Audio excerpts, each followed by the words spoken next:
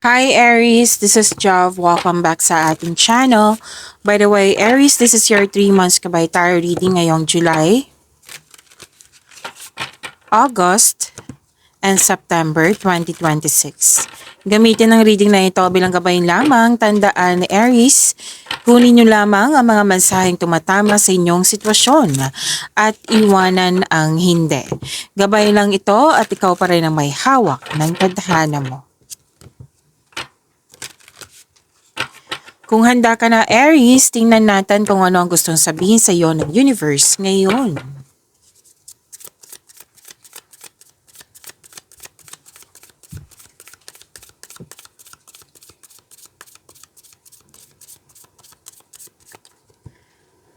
Okay, magsimula po tayo sa inyong July 2026, kasunod August, and next is September 2026. Okay, diyan para sa mga bago dito. Okay, so let's start kay July 2026 para sa inyong July 2026 Aries.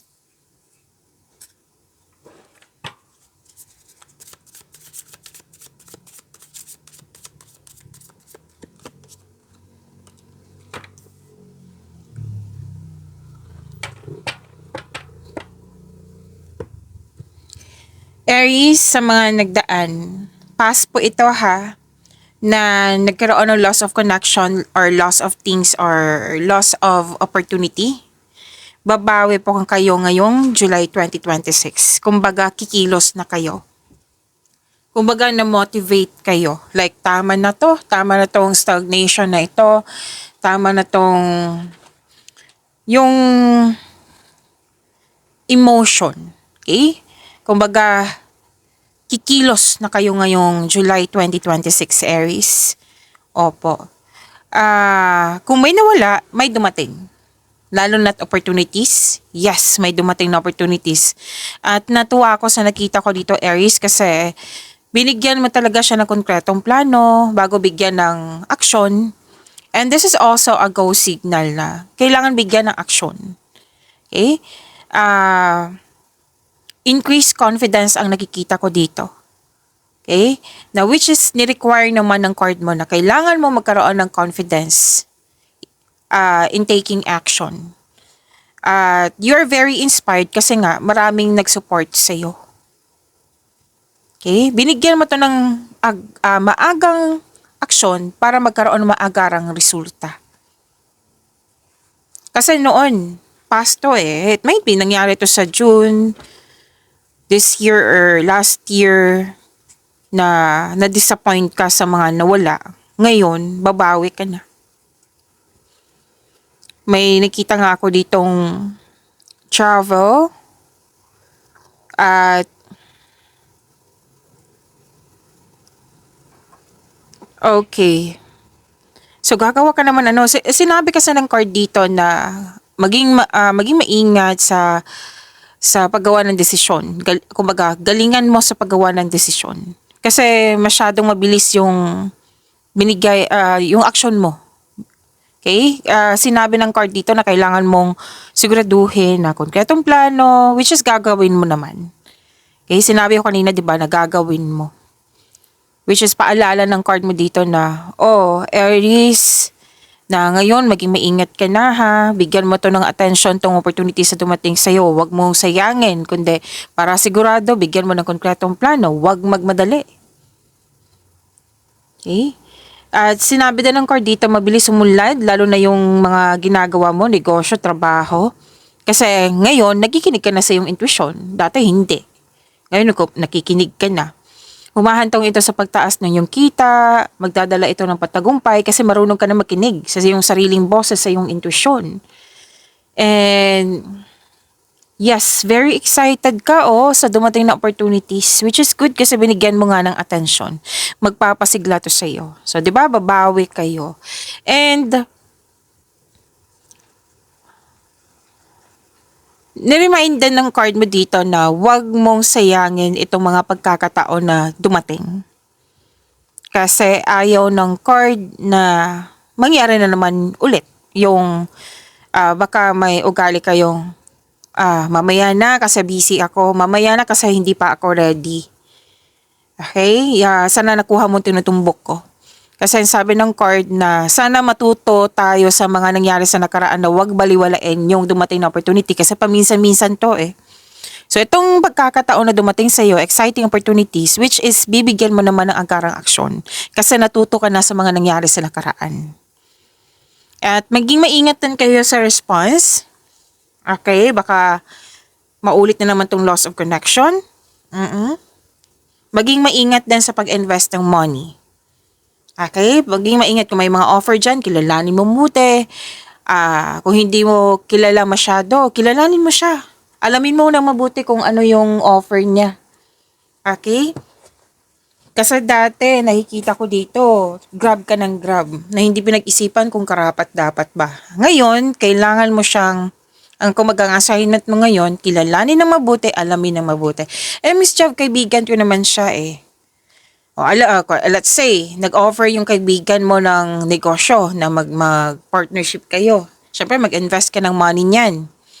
Tapos, kilala mo siya as kaibigan. Kilala mo ba siya as negosyante? Kilala mo ba siya kung paano siya mag-handle ng money? Alam mo ba kung saan galing tong mga offer niya? Yan. So, make it sure na maging wiser, maging maingat. Kasi pera yan eh. Sayang naman kung 'di ba? Kung hindi mo pinag-isipan ng mabuti. Ayaw kasi ng card na magsisisi ka na naman. So no, nakikita ko naman dito, akarang action, nagpaalala ng card dito na be wiser. Be wise. Okay?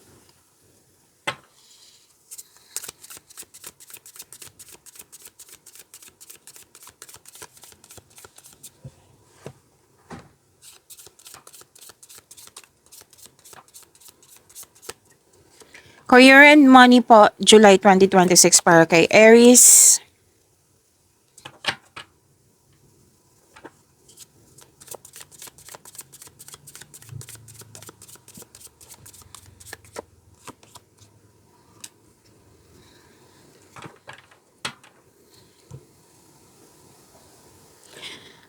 Okay, lahat ng challenges, obstacles, struggles, nakikita ko dito na ngayong July 2026, haharapin mo na. Siyempre, haharapin mo na, ma-overcome mo na. Kung dati iwas ka ng iwas, mamaya na. Ayoko niyan, mamaya na. Busy pa ako, may mga dahilan, may mga rason. So, ngayon, may lakas ka na ng loob. Increased confidence pa rin yung nakikita ko dito. From your energy here to your career and money. Hinarap mo na, kaya na-overcome na. Na-overcome na yung mga obstacles. Very confident ka na, which is kailangan nga naman. Okay, you have inner power, you're taking action with courage, nagkaroon ng resilience. Okay, you have confidence and persistence in your career, you're eager to achieve a successful outcome sa mga ginagawa mo. Basta wag kayong mag-give up, don't doubt your strength.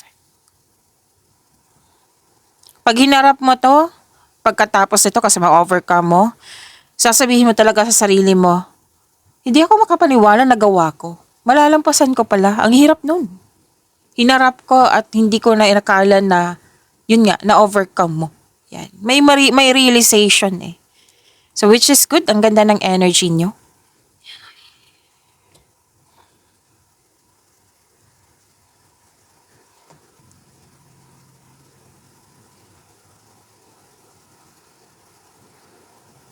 May namuong work, anong tawag nito? Paano to sabihin? May namuong romance sa workplace mo or yung partner mo, katrabaho mo po. And, andito pa rin yung business partnership. Nagtutulungan or nagkipag-teamwork sa'yo. At gustong-gusto mo yung mga ginagawa mo ngayon kasi nagbibigay ng financial stability sa iyong buhay at naggagawa mo yung passion mo at the same time. So may commitment, may deal, promises, agreement. Yan. So ang ganda. Ang ganda ng career and money mo, Aries.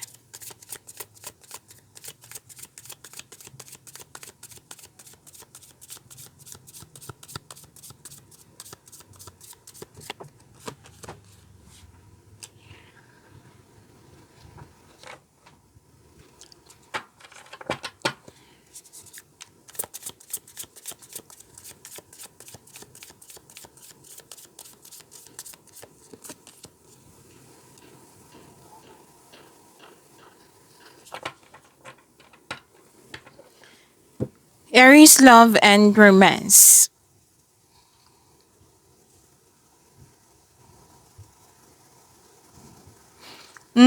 Some of you. May parating or dumating na love and romance.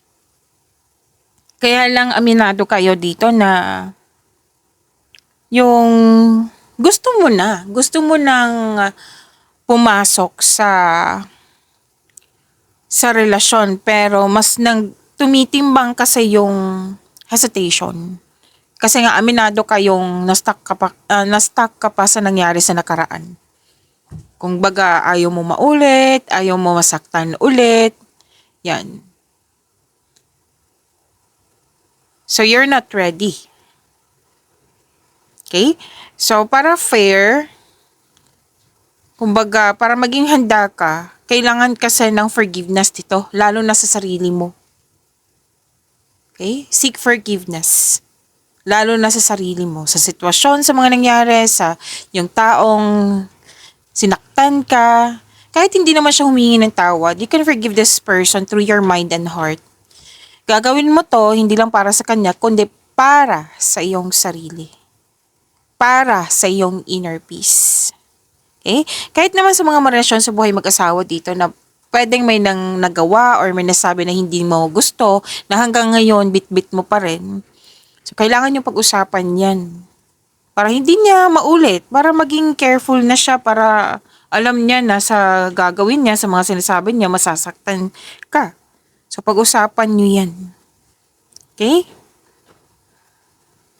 Huwag mong isolo yan. Sa mga relasyon dito, huwag mong isolo yan. Pag-usapan niyo. Kahit magkalit siya, like, i-approach mo siya in a way of, like, tono na hindi galit, like tono na hindi nagde-demand, like sabihan mo lang, sabihan lang kita, pero nasa iyo kung tatanggapit mo or hindi, at least alam mo sa yung ginawa mo noon, sa mga sinasabi mo noon, hanggang ngayon kasi nasaktan ako. Oo, nababother ako. Nasanay gawan natin ng adjustment para magkasundo tayo. Wala ka nang magagawa yan kasi ganyan ako. Kailangan mo ma-adapt to. Ikaw, basta ako, kasi ang pagmamahal kasi is not, hindi para masaktan ka, di ba? Para maging masaya ka. Kung mahal ka talaga ng taong ito, magsisikap siya na hindi ka masaktan, di ba? So, baka kailangan mong kumbaga, pag-usapan, baka may gusto siyang ipaalam sa'yo, kung bakit siya ganyan, yun, healthy communication. Kung ayaw talaga niya, at least ipaalam mo sa kanya. Nasa kanya kung gagawin ba niya or hindi. Basta alam niya na nasasaktan ka sa ganito, sa mga ginagawa, sa mga salita niya, gano'n. Healthy communication. Yung hindi siya ma-provoke. Oo. Kahit siya man yung may kasalanan ba or hindi, basta hindi siya ma-provoke. Kasi minsan, pag ina-approach natin, baka mas nauna yung emotion. Hindi. Just to inform this person. Inform mo lang. Nasa kanya niya kung paano niya yan i-handle. Kasi ang relasyon is magtutulungan. Okay? Magtutulungan yan, hindi yan solo.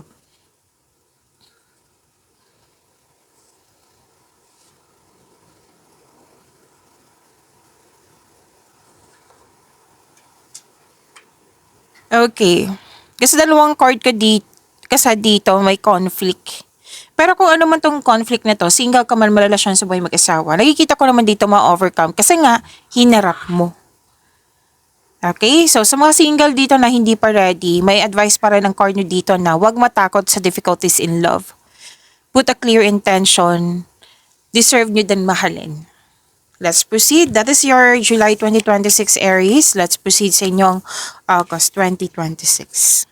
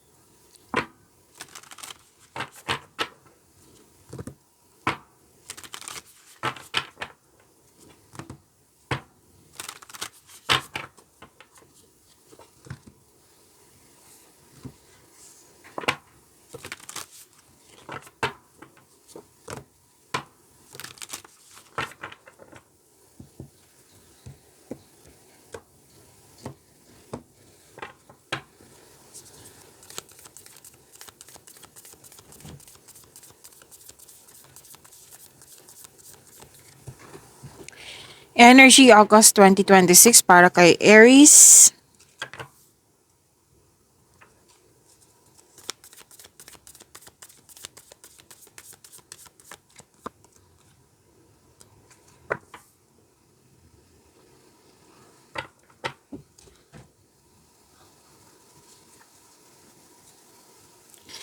Okay, Aries.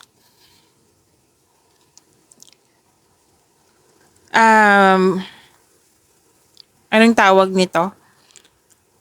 Kung gusto nyo makatanggap ng notification, ma-notify, ma-prompt kayo, like mapanood agad yung premiere ng video natin, i-click nyo po yung bell notification. Okay? I-click nyo po yung bell notification. Kung hindi nyo po alam kung paano, magpaturo po. Huwag nyo din kalimutan na mag-subscribe sa channel natin. At nag-o-offer po ako ng rush reading. Kung gusto nyo po, comment down personal reading at antayin yung reply ko.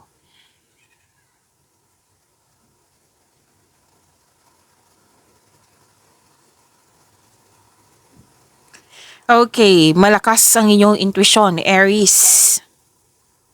And this is good kasi may common sense, awareness, naka-receive ka ng wisdom message. Since malakas ang iyong intuition, may malalaman kang sekreto. Yes. Pwede din sitwasyon ha, kasi may nagsabi sa akin, sitwasyon na nangyari noon na hindi mo alam ngayon, malalaman mo na. May malalaman kang sekreto, may sekretong nabulgar. Naghahanap ka ng solusyon sa iyong problema, sagot sa iyong mga katanungan, at sinabi ng iyong card dito, nasa iyo na yung sagot, nasa iyo na yung solusyon. Trust your own counsel first. Mas piliin niyo po makinig sa inyong intuition, magtiwala sa inyong feelings instead of overthinking or overanalyzing. And kung huwag kang umasa sa opinion ng iba, trust yourself first. Yan ang sabi ng iyong card.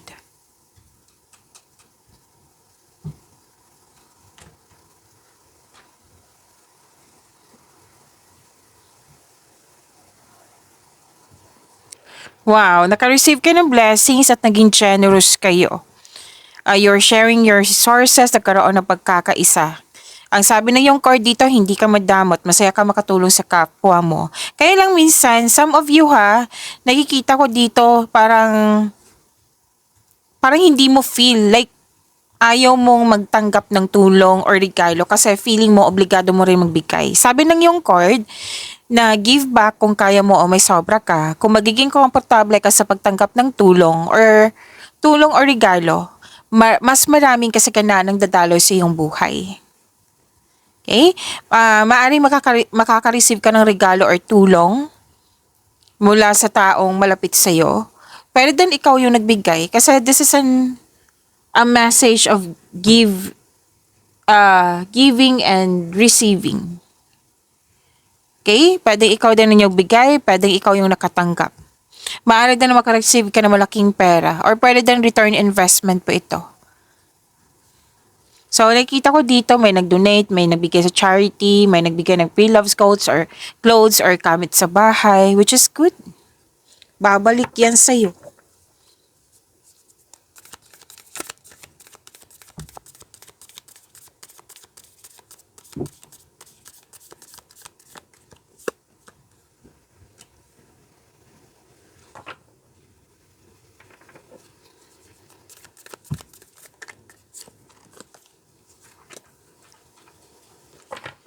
Career and money, malakas pa rin yung intuition mo. Aries.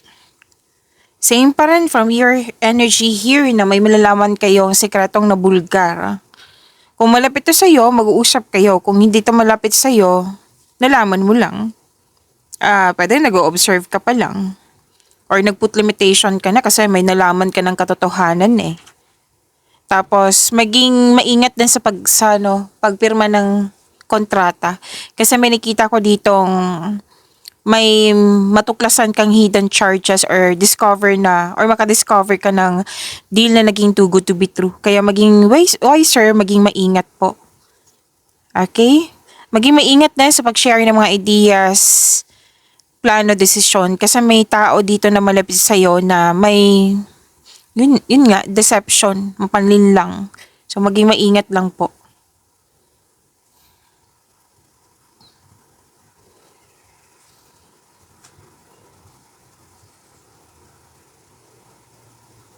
Okay, pay attention ka na ha. Kasi may sabi din dito na itong maluloko to, scammer talaga.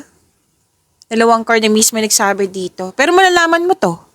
Kasi nga, dalawang card mismo nagsabi dito na malakas ang iyong intuition. So, wag magpaloko ha. Maging careful kayo sa mga, let's say, yung mga sinabi ko kanina, offer. Maging careful ka kasi hanggang August 2026, andito siya. Okay, wag magpaloko. Tapos, bigyan din ng atensyon. Andito na naman, bigyan ng atensyon yung mga opportunity. Oo, baka kasi good for 7 days lang to. Like for example, 7 days, tapos 8 day ka na nag-decide. Sayang naman. Mag-ingat din sa response sa isang tao. Baka magkaroon ng loss of connection. Kasi, nakikita ko kasi dito kung hindi ka mag-iingat, magsisisi ka. May new direction po. May new direction. Nakikita ko dito may new direction.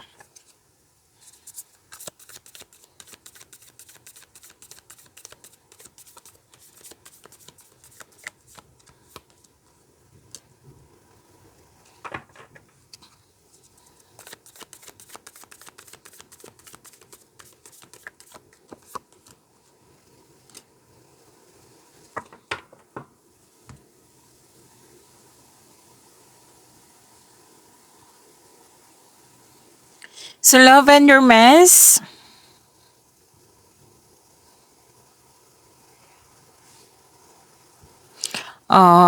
Andito pa rin eh. Na nag-decide talaga kayo from July hanggang dito sa August na naging honest kayo, which is good naman kasi naging totoo kasi yung sarili na ayaw mo munang magtanggap ng, kumbaga pumasok sa buhay ng pag-ibig. Kasi nga, yun nga, may trauma ka pa sa nakaraan. Pero sinabi naman kanina, di ba, July, August, hanggang dito na let go mo na tong mga worries mo. Hindi po nakakabuti sa inyong energy pag nagwo-worry ka, may unhealthy attachment ka sa nakaraan. Let go mo na po ito. Forgive yourself. Okay? Kasi hanggang dito, nakikita ko pa rin eh. Kahit sa mga relasyon sa buhay mag-asawa, may nangyari talaga sa nakaraan na talagang dinibdib nyo. So, give up your worries, okay? Mag-focus kayo sa mind healing instead of suffering.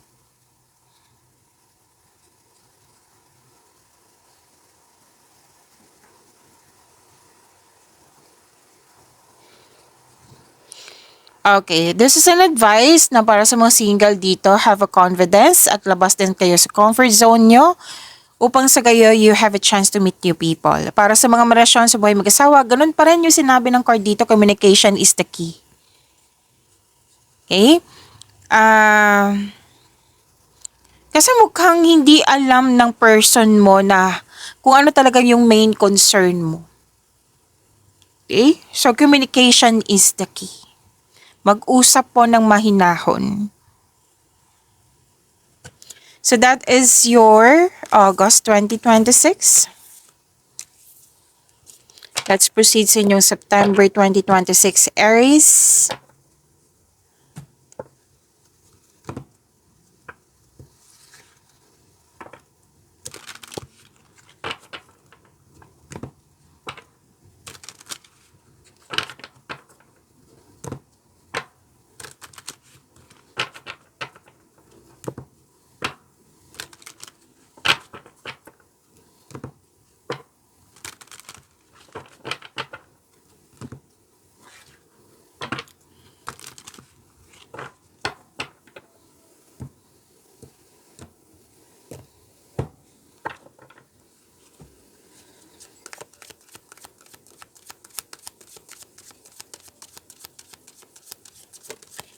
Energy, hindi po ako nagre-read ng reverse card ha. Tandaan nyo yan sa mga bago dito.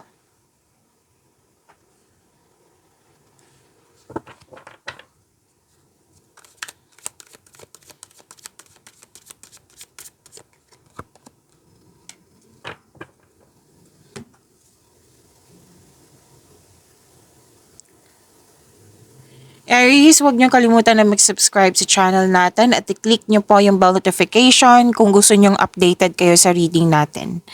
And anong tawag nito? Aries, supportahan niyo po yung videos niyo Oo, ngayong July 2026. Uploaded na po yung July. Weekly nyo. Baka bukas yung first half. So, supportahan nyo po yung reading nyo for July 2026. Okay?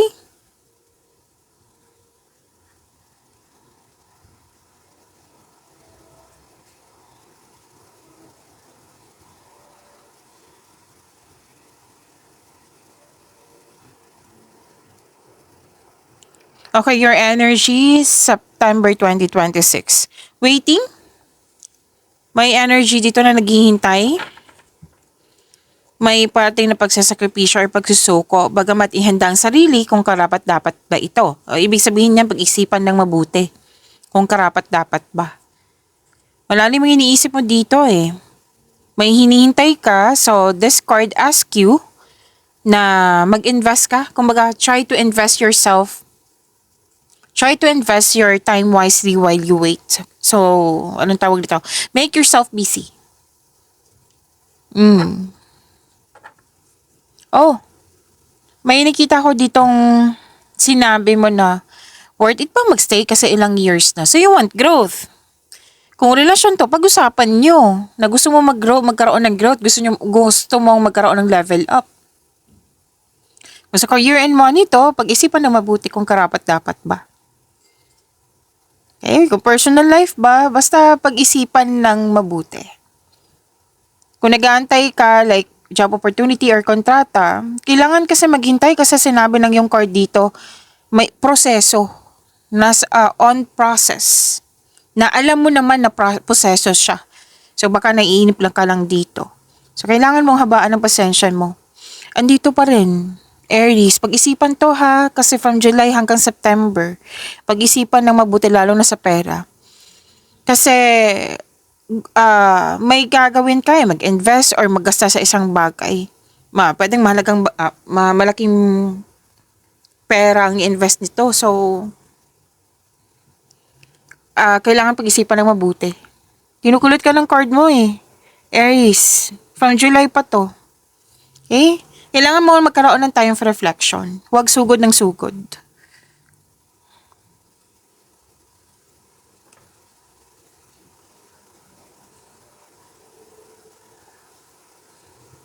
Okay,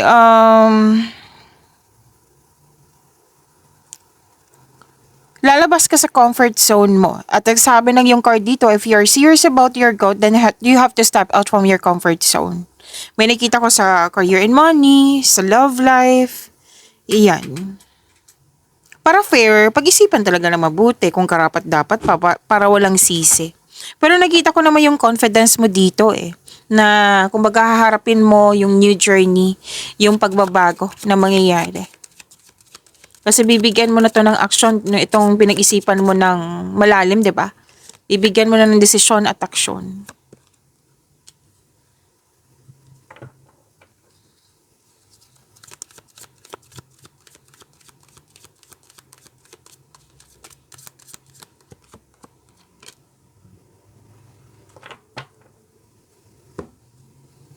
Okay, career and money, successful sa career and money. Klarong-klaro dito. Stability, kampante, marami nang naranasan na hirap bago naging successful. Magaling gumawa ng desisyon, magaling na leader. Yung ginagalang ka at kinikilala ka ng mga tao dyan kasi marami ka ng mabubuting kontribusyon. Kung may legal concern, yes, nakikita ko dito makaka-receive ka ng magandang balita. Okay, kanina pa tong nakikita ko ng promotion. Pagtaas na kita, sweldo, allowance, or na yung posisyon. Sabi din na yung card, magaling ka sa mga ginagawa mo, magaling ka na leader. Huwag mo daw kalimutan na magbalanse sa inyong oras, sapat na oras for yourself, to your partner, to your family. Kasi nakita ko dito na sobrang focus or babad sa trabaho or sa travel. Tapos may sabi din ng card na tamang pag-manage uko sa financial at budget para mas lumago pa ang iyong kaperahan.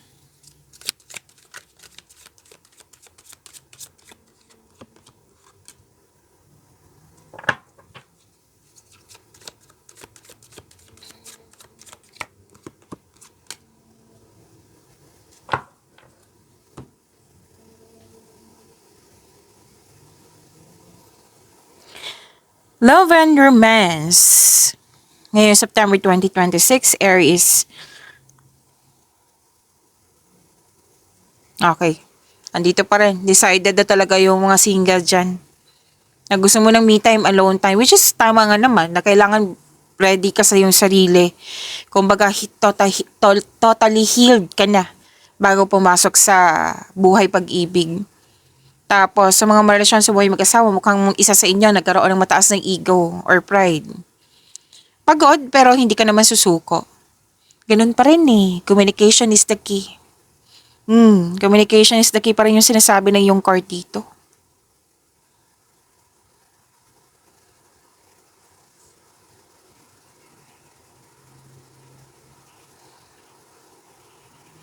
Oh, kahit ayaw nyo, may parating talaga sa inyo. Pero, mukhang magugustuhan mo agad siya. Oo, magugustuhan mo siya agad. Take things slow, kilalanin mo muna. Okay? Kasi mukhang excited ka dito eh. Sa mga relasyon, mukhang wedding bells is coming. May proposal kasi ako nakikita dito. Pwede ito ng project. Pero may nakita talaga akong proposal like engagement, kasal, ikakasal. Sa mga buhay mag-asawa, makaka-receive ka ng mga balita. Healthy living to eh. Makaka-receive ka ng, may bibili ka ng gamit sa bahay, may bago kayong gamit, bagong pet, yan. Oh, emotional offerings. Pwedeng project pa rin to. Okay?